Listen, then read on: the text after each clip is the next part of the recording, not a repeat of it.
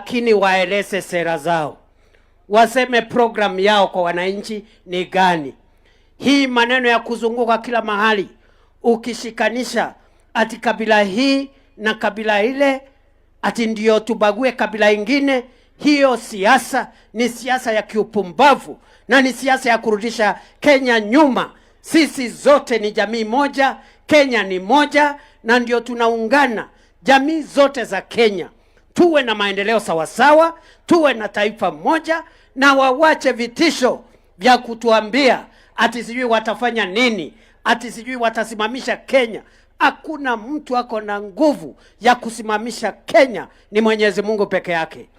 Niseme nisiseme?